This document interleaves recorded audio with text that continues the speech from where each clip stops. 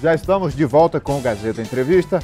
Meu convidado nesse bloco é o superintendente do DENIT no Acre, o engenheiro Tiago Caetano. Nós vamos falar sobre essa polêmica que surgiu nos últimos dias em torno de uma obra lá em Brasileia, em Pitaciolândia, uma obra de uma ponte e de um anel viário. Essa obra deve ser executada numa parceria entre DENIT e DERACRE, e a Assembleia Legislativa tem discutido esse assunto a partir do pronunciamento do deputado Luiz Gonzaga, que diz que essa obra não pode ser executada pelo DERACRE. Daqui a pouco a gente vai saber por quê e entrar nessa discussão. Deixa eu dar um recado aqui para você que quer comprar um carro 0 km com super desconto. Olha, um carro importado com preço nacional. Não perca essa chance na Kia Auto Acre. São vários modelos com descontos incríveis. O Kia Soul de R$ 99.990 por R$ 90.990, quase 10 mil de desconto. Tem o Sorrento de R$ 199.990 por R$ 189.990, 10 mil reais a menos. Uma queda histórica de preços na Kia, agora é preço nacional mesmo. Visite a Kia e confira todas as novidades com preços nacionais. Kia Auto Acre, o poder de surpreender. Muito bem, Tiago Caetano é superintendente do DENIT, engenheiro civil. Tiago, essa história já rendeu muito nesses últimos dias. E vamos começar dizendo do que se trata, o valor da obra, porque muita gente está confundindo essas informações. E há quanto tempo essa obra já vem sendo trabalhada para que saia do papel? Boa noite. Boa noite, então, Rogério. Agradeço primeiro a oportunidade para a gente poder esclarecer. É sempre importante levar a informação para a sociedade, né? A gente tem trabalhado com o máximo de transparência. Então, essa é uma obra importantíssima para o nosso estado, não só para o Alto Acre, né? É o elo que falta para a consolidação do Estado do Pacífico. Será construída uma ponte com uma extensão de 240 metros, uma ponte duplicada, né? Onde passarão duas vias de cada lado, né? Será uma extensão total de 10 quilômetros esse contorno. Vamos tirar todo o fluxo de dentro da cidade Brasileia e Pitaciolândia e contornar por fora. É uma obra que está sendo estimada em torno de 50 milhões, sendo que em torno de 30 milhões é para a construção da ponte e 20 milhões para os demais contornos. A gente esclarece inicialmente que é uma obra que durante muito tempo ela ficou esquecida. Ela, apesar de ter iniciado o debate dela em 2010, praticamente ficou engavetada até agora, nesse meio do ano. Eu assumi minha gestão apenas ano passado, não sabia desse histórico, não chegou ao nosso conhecimento, tampouco que existia uma verba de 50 milhões, uma emenda impositiva da bancada federal. E tão logo nós tomamos conhecimento, no meio do ano, através do senador Gladys Cameli e do nosso representante da bancada agora recente, o Alan Henrique, a gente começou a correr atrás. Então foi uma correria grande de vários técnicos, de várias políticos, para tentar viabilizar essa importante obra. Tem se falado muito, eu acho que muito está sendo feito apenas um ato político, mas que tecnicamente nós estamos fazendo o possível para viabilizar essa importante obra. Pois bem, o deputado Luiz Gonzaga, que é um deputado de oposição, disse que essa obra não pode ser executada pelo DERACRE, em parceria com o DENIT, por conta do histórico do DERACRE, que teve problemas em outras obras, e ele cita a BR-364, enfim. Mas, ao que tudo indica, essa parceria do DENIT com o DERACRE já foi concretizada. A pergunta é, por que o DERACRE tem que executar essa obra e não o DENIT? Então, vamos lá. Inicialmente, deixar claro que a opção do DENIT, inicialmente, não era o convênio com o DERACRE. Inicialmente, a gente tentou fazer uma licitação. A gente teve, inclusive, aqui anteriormente com o senador Gladys, anunciamos essa possibilidade de licitação.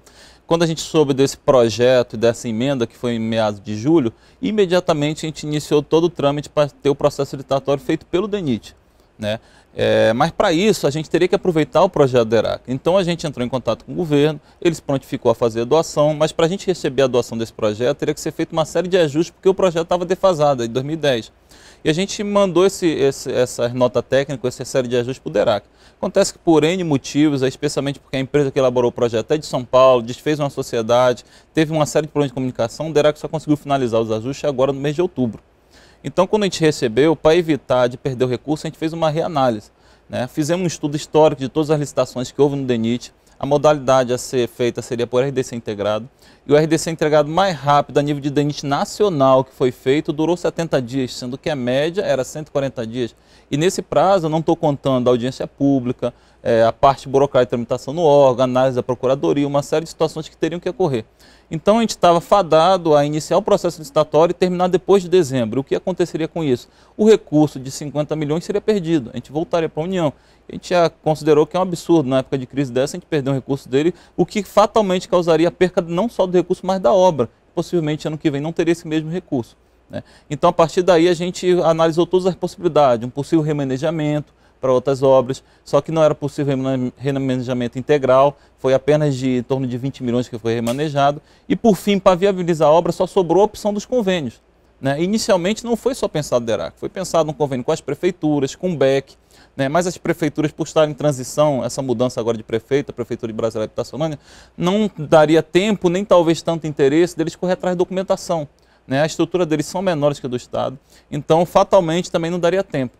Com relação ao Exército, a gente tem desenvolvido uma parceria com o Exército, um convênio, por exemplo, na Estrada de Sena, que estamos durando em torno de 6 meses para fechar esse convênio, porque o Exército também tem sua burocracia, tem uma série de particularidades, tem que ser remetida a outras instâncias em Manaus, em Brasília, então a burocracia também prejudicaria um pouco isso. E por fim, sobrou o Estado. A gente sabe do histórico, que nem o deputado alertou, mas a gente sabe também que o principal histórico negativo são em relação às obras rodoviárias. As obras de ponte, tirando uma exceção ou outra, não tiveram problema. Temos a Ponte Cruzeiro do Sul, que está muito bem executada estruturalmente, tem a de Rio Branco aqui na Via Verde. Então a gente decidiu firmar o convênio apenas para a construção da ponte. Sendo que o contorno rodoviário, em paralelo, o DENIT vai continuar com a licitação. Porque a impressão que dava, assim, a princípio, era que o governo estaria fazendo algum tipo de imposição, que poderia existir manobra política de líderes aqui do Acre e, sobretudo, a questão financeira, porque estados, municípios, todos os órgãos estão em busca de recursos. Então, esse recurso estaria sendo disputado, mas agora vem o esclarecimento. Mas, levando em consideração o alerta da oposição sobre o histórico do DERAC com relação às obras, o que é possível fazer para se acompanhar de perto e evitar que erros que já aconteceram não se repitam? Então, Rogério, obrigado pela pergunta. Eu acho que é mais uma oportunidade para a gente deixar a situação bem clara. Deixar claro primeiro que a gestão atual do DENIT é completamente diferente da gestão da época que houveram os convênios, assim como também a gestão do DERAC. Hoje temos um procurador à frente do DERAC. Fora isso, nós temos que cercar de todas as possibilidades para evitar qualquer tipo de irregularidade. Por exemplo, nós vamos fazer com que haja no convênio uma cláusula bem clara dizendo que qualquer medição tem que passar primeiro pela nossa verificação. Não vai sair medição nenhuma, nenhum pagamento sem que o DENIT verifique exatamente tudo que foi feito. Outro ponto, o DERAC não vai ser uma execução direta, vai ser licitado. Ele vai licitar pela mesma modalidade que licitaríamos e nós vamos acompanhar todo o processo licitatório de perto. Exigimos ainda do DERAC que ele contratasse também por processo licitatório uma empresa de supervisão, com laboratório, com engenheiro para estar permanentemente na obra. Além disso, nós vamos ter 2 engenheiros nossos permanentemente acompanhando todo esse processo, inclusive a execução da obra. E fora isso, a qualquer momento vai ter outra cláusula que pode permitir a paralisação do convênio caso exista alguma irregularidade. Em paralelo com isso, uma prática que a gente já vem adotado para garantir a transparência do processo, desde o início, assim que for fechado o convênio, finalizado o processo, nós vamos remeter o processo de forma integral aos órgãos de controle, TCU, CGU, para que eles possam auditar desde o início do processo. E mês a mês, conforme for avançando, nós vamos remeter aos órgãos de controle para evitar qualquer tipo de problema. E fica alerta ainda o convite para os parlamentares que estão achando que pode haver qualquer problema, que nos acompanhe, se aproxime da gente, que possa nos ajudar a fiscalizar. Toda ajuda no processo fiscalizatório é bem-vindo para a gente. Tiago, para a gente encerrar, você ocupa um cargo importante aqui no Acre, é um cargo muito cobiçado, porque gera uma grande quantidade de recursos na infraestrutura, e você também foi alvo de críticas, né, de que estaria tomando partido por exercer esse cargo e tentando agradar grupos políticos, enfim, essa parte, todo mundo sabe que você é engenheiro, é concursado do DENIT, quer dizer, fica meio distoante da realidade. Então, realmente estão distorcendo muito, talvez porque alguns partidos querem ter influência maior do DENIT não tem hoje. Mas por quê? Porque nós não somos indicação política, Rogério. Nós entramos pela qualidade e capacitação técnica. Como tu falou, sou engenheiro formado, passei em primeiro lugar no concurso da UFAC, no concurso agora do servidor do DENIT, que foi o mais difícil, passei em primeiro lugar. tem pós-graduação, mestrado, então a gente tem um histórico de conhecimento e estudo. Quando a gente assumiu a gestão do DENIT, a rodovia estava um caos, não existia planejamento, não existia projeto, não existia contrato, a gente em um ano e pouco transformou isso. Hoje a gente tem perspectiva futura de grandes obras no estado, de restauração completa 317, 364, possibilidade no futuro da gente fazer um viaduto aqui na corrente, duplicação, então o nosso planejamento está muito redondo. Então, visando talvez o impacto político que isso possa gerar, alguns grupos têm tentado fazer uma ingerência e tal, mas a gente não permite. Então, todo trabalho é extremamente técnico. O que é bem-vindo é a relação institucional, que nós temos construído através desse trabalho, uma confiança com os parlamentares. Então, alguns parlamentares bem intencionados têm se aproximado do DENIT. E aqui eu já citei o Gladys Cameli, o Alan Rick, que estão buscando fazer a parte política. É o que é? Garantir o orçamento. É isso que a gente precisa. Esse apoio político, garantir o orçamento para que a obra seja viabilizada. Então, nosso trabalho é extremamente tranquilo, tem uma aproximação com os órgãos de controle totalmente transparente. Não existe nenhum tipo de lobby ou ingerência política dentro do órgão. Se houve no passado, eu não posso responder porque não era minha gestão, mas desde quando a gente assumiu, nosso trabalho é extremamente técnico. Se algum dia alguém que comanda essa pasta achar que esse trabalho não está sendo suficiente, com certeza eu me sentirei totalmente à vontade de sair e deixar esse trabalho bem construído para o próximo gestor.